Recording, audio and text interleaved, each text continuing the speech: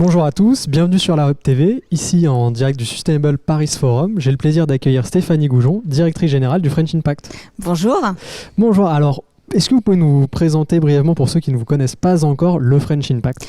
Tout à fait. Donc French Impact est issu d'une initiative gouvernementale lancée en 2018 auprès du ministère de la Transition écologique et solidaire, aujourd'hui structurée en association, qui vise, si je schématise un peu, à être l'équivalent de la French Tech pour tout ce qui est innovation sociale et environnementale. Donc nous, en fait, on fait trois choses concrètement.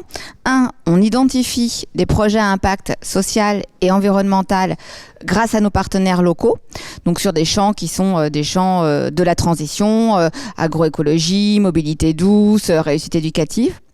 Deuxième chose, on facilite l'accès au financement public et privé pour ces projets et on a notamment tout un programme sur l'impact investing avec 30 fonds d'investissement.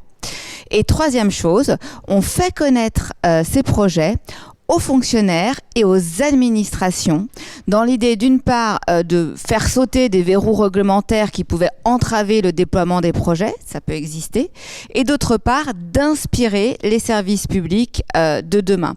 Donc ce qu'on fait en fait, voilà, c'est identifier ces projets, on en a 700 aujourd'hui, travailler avec les ministères, il y a une dizaine de ministères impliqués, avec l'administration 150 aux fonctionnaires et on a également des partenariats avec 30 fonds d'impact investing. Voilà le French Impact en 3 ans. Alors en ce moment, on parle aussi beaucoup de régulation, que ce soit au niveau national et européen pour les ESG et la nouvelle taxonomie.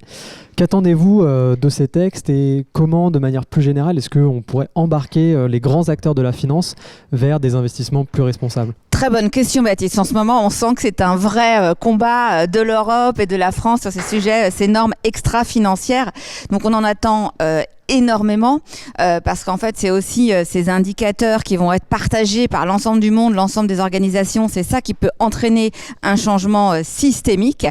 Nous on travaille également au French Impact sur le lien entre la mesure d'impact et les objectifs du développement durable. Vous connaissez ces 17 ODD, l'agenda onusien qui est extrêmement important et que les pays, les politiques publiques s'approprient de plus en plus. Donc on a un partenariat en ce sens avec l'OCDE et on coordonne un consortium avec 18 organisations dans le monde. Donc vous voyez, on est très sensible à ces sujets un peu systémiques et voilà, on attend qu'il y ait des indicateurs plus partagés qui lient aussi le social et l'environnemental. C'est extrêmement important. On a beaucoup parlé de tout ce qui était changement climatique. Aujourd'hui, les indicateurs environnementaux, vraiment, je pense que ça ne fait plus de débat, mais il n'y a peut-être pas encore assez de liens avec les indicateurs sociaux et c'est ça qu'on pourrait attendre et l'Europe a sa carte à jouer et la France au premier chef pour pouvoir influencer positivement ces nouveaux indicateurs extra-financiers.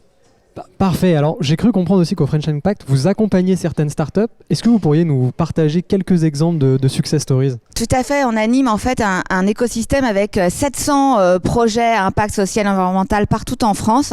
Et j'avais envie d'en citer une. Alors, il y a plein de belles histoires. Donc, c'est toujours un sacrifice cruel de pas pouvoir tous les communiquer.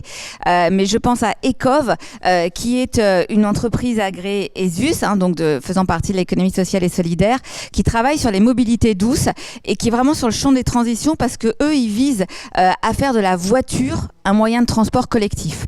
Et notamment, ils ont structuré avec des algorithmes des lignes de covoiturage entre des zones rurales ou des zones peu denses et des agglomérations.